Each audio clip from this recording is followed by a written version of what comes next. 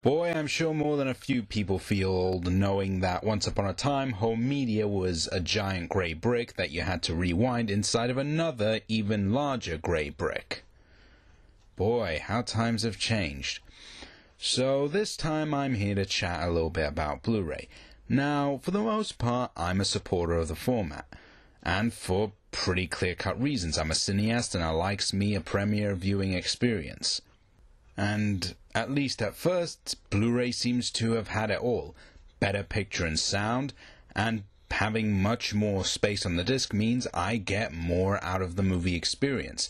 I get to see more behind the scenes. I get more featurettes, more commentaries, more galleries, more downloadable offerings. Maybe I even get alternate cuts of the movie, all on the same disc. I mean, that sounds like a pretty damn sweet deal if you're really into cinema, regardless if you're just a regular popcorn chugger, or maybe you're someone who's more serious about the higher arts.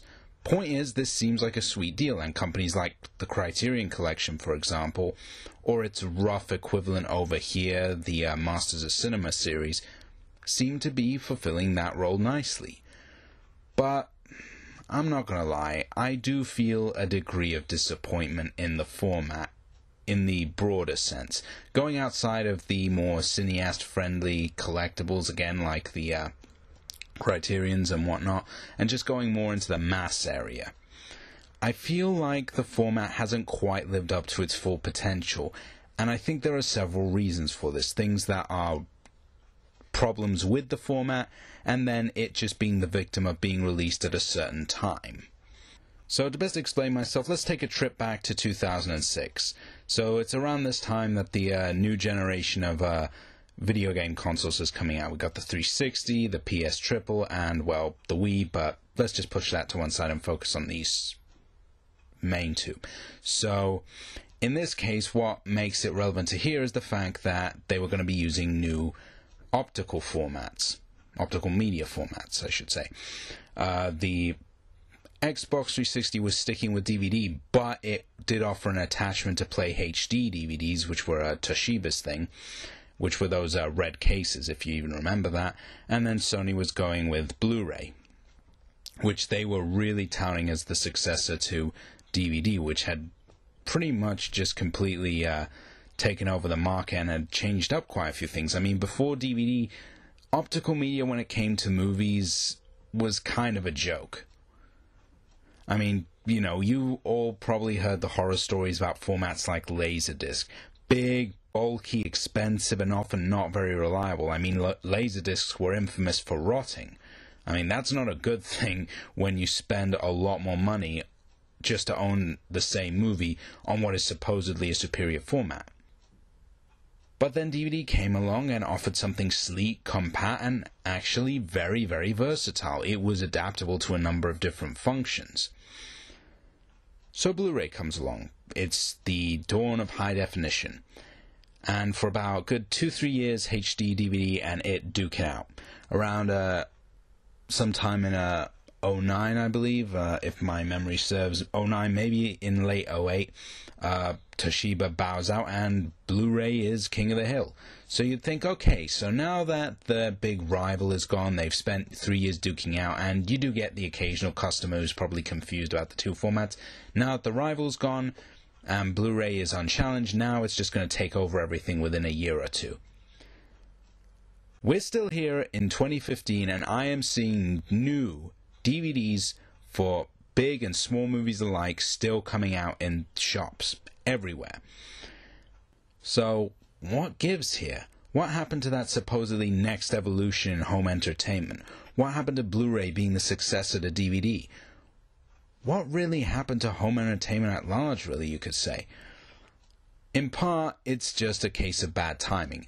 Already you had a good 2-3 years wasted fighting HD DVD for which was going to be the high-definition format, and then around the time that it did win was sort of when you could see the beginnings of the online streaming movement. This was just before Netflix started to get big, but already you were kind of seeing the early tricklings of that. And then, of course, Netflix adopted it, and, well, the rest is history. Streaming basically really, it did take a lot of the wind out of sails for traditional home media because of just the sheer scale and size and the price. For a set subscription fee, you could watch as many TV shows or movies as you like without having to worry about shelf space, without having to pay for sometimes really overpriced sets. You didn't have to worry about all of that. You could just get on with watching whatever you wanted, when you wanted, however you wanted. You didn't have to worry about going into a store and dealing if they were out of stock, or Amazon and dealing with shipping times. And you could get high-definition streaming as well. In particular, that's taken off in the last 2 years or so. So, unfortunately, despite being the higher-end format, Blu-ray kind of unfortunately came out at a time when experimentation was going on, and it got a lot of things taken away from it because it just kind of lost the novelty factor of, well, why would I spend money on a high-definition disc when I can get high-definition video streamed directly to my TV or computer?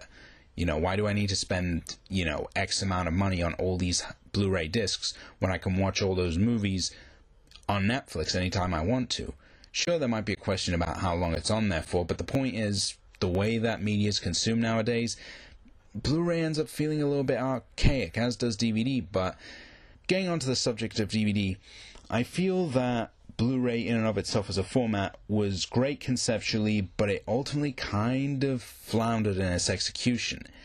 It didn't fail completely, as I've mentioned before, with, certain brands really taking advantage of it, but for the most part, I feel like it's been put to very mediocre use, and there's not much of an incentive beyond, the greater picture and sound quality to really spend the extra money on a Blu-ray disc. I own a Blu-ray player, so that's why I bother, but that was only for up until about 2 years ago, when, started 2 years ago, I should say, and before that, I was a firm DVD man, and I really had no interest in the format. It was only when we got a player for Christmas that I decided to finally upgrade, because I just felt like there's not really much of an incentive with most movies out there, because really, beyond the picture and sound, which honestly is only really important if you're watching a big action film or an animation film, like really, is some indie drama going to benefit from having super crisp picture and sound so rich that you can hear, every breath that comes out of the actors' mouths?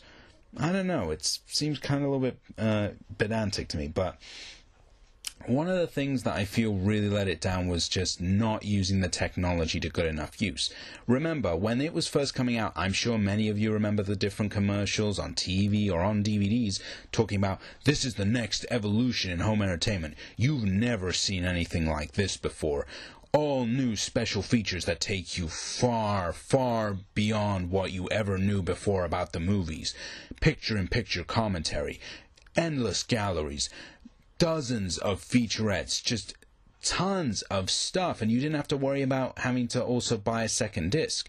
It was all there in one package, and that seemed like a pretty good deal. But here we are, a good, 8, 9 years now. The format's almost a decade old, just wow. And I feel a lot of that potential has been unrealized, especially in the last couple of years when it seems like the features have been cut down on. Picture-in-picture commentary tracks? I barely see those anymore. And that was one of the main selling points of a lot of Blu-rays, was, you were going to get to watch the movie with the cast and the crew. What happened to those? Or even commentary tracks in general. Most of them, unless it's a catalog release, now don't come with it. Unless it's a catalog release or an indie film, most big movies don't come with it. Really, is it that hard to grab the director maybe a day or two after the end of post-production and get them to quickly talk about the movie? Just sit them in front of in a booth for 2 hours, give them some coffee, maybe some snacks, and just have them talk about what it was like to make the movie? Is that really so hard nowadays? Are studios really willing to nickel and dime so much that they're not willing to do that? What about the mountain of other features? Now, most Blu-rays I see come with, at the most, 6 featurettes. And those are usually very broad, very fluff-piecish. They give you a decent idea of what goes on behind the scenes, but it's not the in-depth that you expect. In fact, in recent years, I've seen a big cut-down of what it is. Sometimes you just get one big featurette that touches on everything in a very brief manner. Sometimes you'll get a bunch of featurettes that do an okay job, but it's just you're not getting a sense of much more depth than you would have gotten in old DVD special editions. Which is a real shame, because I feel like the format space means you can go in depth. I mean, where the hell is the downloadable screenplays? Where are the alternate or rough cuts of movies included with the disc? Like, I personally would like to see that. You know, where are, like, featurettes on stuff that most people don't think about much? Like, yeah, it's cute to have stuff about, you know, costumes and acting, but what about sound design? What about, you know, there's not enough appreciation for soundtrack recording. You know, I don't see a lot of featurettes on big movies that really talk about the music or the composer.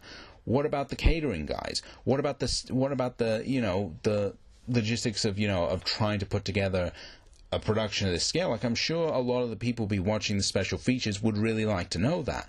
What about the young, you know, kids out there who want to become directors one day? You know, they're probably they're getting inspired by the big movies more than any kind of Oscar bait, so, you know, why are they not being thought about? You know, and this isn't a question about, oh, well, I don't like to watch special features. That's not what I'm saying. I'm talking about simple value for money, simply giving the customer the most that they can get for what they pay you for. That's the basis of most business.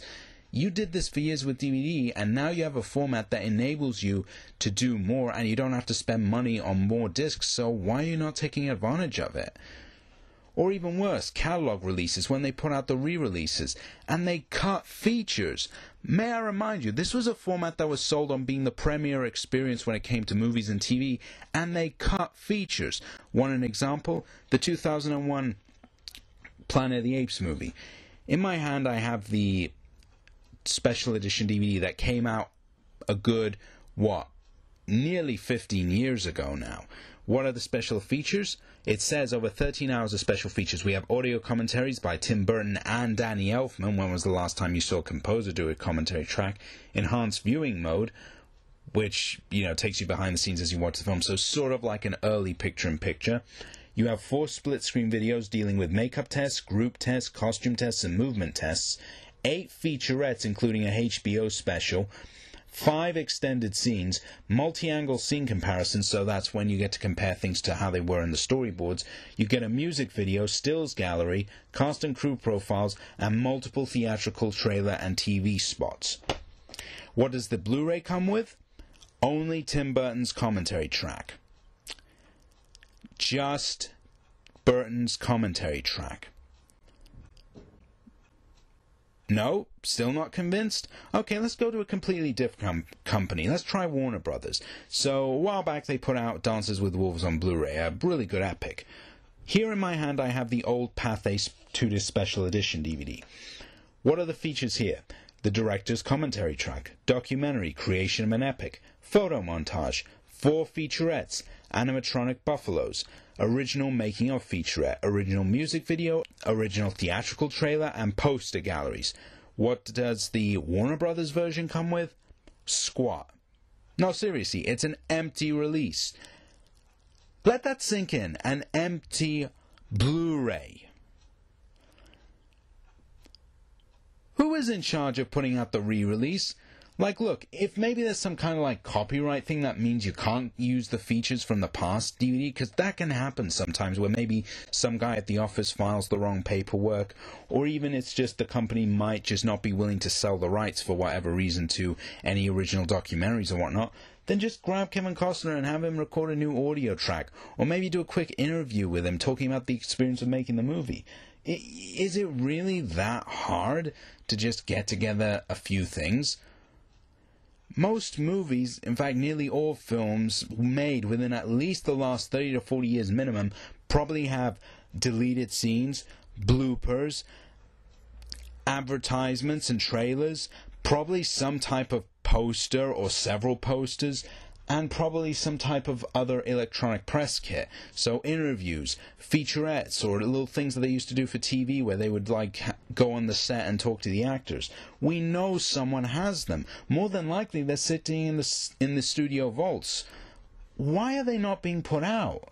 They can't cost that much money. And again, you don't have to worry about paying for more discs to put this stuff on. So why are they not being included? Most of these movies probably have at least, at the most, a gag reel somewhere. of like flub takes. Why aren't they included on these? I really would like to know, why are they not being included? It seems really strange to me that you have a format that was touted as being the premier experience, and yet you do very little with it. It seems to me like a bit of a rip-off to the consumer. I mean, yeah, you're getting better picture and audio, but, well, aside from the fact that that won't magically make terrible films any better, I mean, Age of Extinction isn't going to be a good movie because you can see every single little pixel on Optimus Prime now, is it? But beyond that, it's just a question of respecting the consumer, of giving them all that you can, of not withholding content, especially if it's been released before. If you know that there is stuff here that has been released before, and you're going to do a catalog release of that film, then put it back on, because there might have been people who may have missed the original DVD release. Maybe they don't want to buy the DVD, and they just want the Blu-ray, they want the premiere experience. Then cater to those people. Or if you don't want to do that, then quickly record something new for the new release. Is it really, honest to God, that hard? You know, is it that hard to just stick the trailers and maybe a poster gallery on there? You know, IMDb has all that stuff already, so why can't these? I don't know. It's just one of those really, irksome pet peeves that I have with cinema every now and then. And it's just something that I feel like they could have handled better, and they just kind of chose to slack off in. So I'm opening the floor to you guys. What do you think on the whole subject of Blu-ray? Are you a avid enthusiast of the medium? Are you still sticking with DVDs, or are you a convert to Netflix and streaming sites? Whatever your thoughts, let me know down below. And, well, till next time.